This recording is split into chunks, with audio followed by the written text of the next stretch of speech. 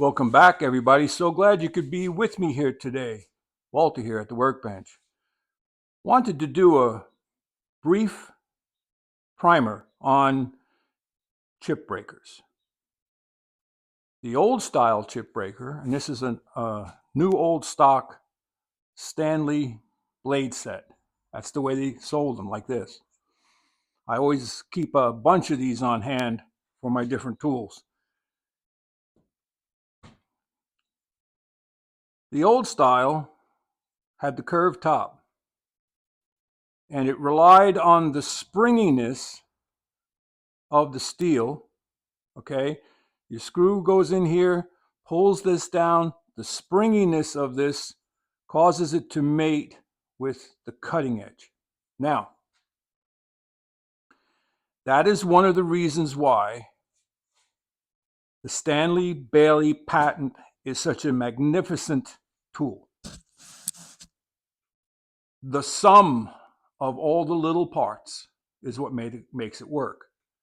So you could have a thinner blade, and you can have a thinner chip breaker, and then you add the lever cap on top of that. All of these things added together to make it solid and rigid. So when you're setting up, I don't know if you can see it on this one, you should be able to. When you're setting up the chip breaker, you want the front leading edge only touching the blade. You don't want it, mating like two pieces of steel. Just that front leading edge. And to boost the performance of your chip breaker, you round over the front, okay? You polish that front. Let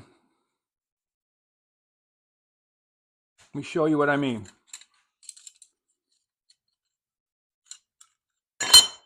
Let's say this is your sharpening stone. What you would do is you would start somewhere on the round section, and you would bring it back across your sharpening stone until you're at about an 75, 80, 85 degree to that front edge. Not 90 and not past. So what you end up doing is you end up creating a wall right there that the chips hit. And that's what causes them to curl and the chips break, helping reduce tear out. So that's what I do when I'm initializing my chip breaker on a new or an old tool that's new to me. So I create that wall in the front. Now, and I'm just going to leave this back at quite a distance just to kind of show you what happens. So how the chip breaker works is when you're cutting, right, 45 degrees to the wood, the shaving hits the cutting blade, comes into the chip breaker, and then curls. Sometimes you'll see them shooting straight up. Sometimes you see them curl. That's it. That's how a chip breaker works. But they work better when you have a little bit more of a wall for them to hit. Now, we go to modern day tools like your Lie-Nielsen and your Veritas. I'm sure the Clifton, all the others, they all are using this more modern style chip breaker. Okay, so this is the chip breaker on top here, and that's the blade in the back. Chip breaker, blade. You can hardly tell the difference. And I'm sorry, I don't agree with this design because there is not enough spring. And they're making the chip breakers thick and heavy. And so what they have to do is machine that groove in there so that the tip of your chip breaker is making contact. Now, I still would take the chip breaker and I would blunt that edge, okay? Not as severe on these because you're dealing with just a bevel here, but I would blunt that edge to help give you that curl out. So that's my opinion. What's yours?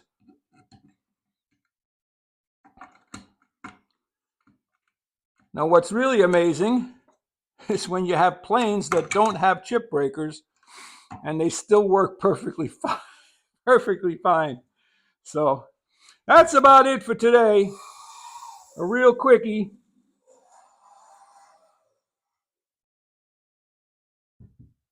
If you have any questions, comments, suggestions, leave them in the comments section down on the bottom of the video there. Any other questions, you can always email me. My email address is in the account information.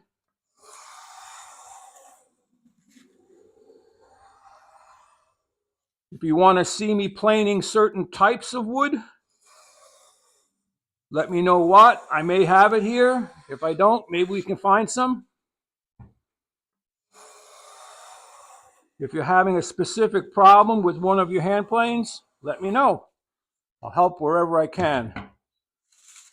Don't forget, it helps the channel to like, subscribe, and share. You have a blessed day. Go out to your shop. Go make some shavings. Walter out.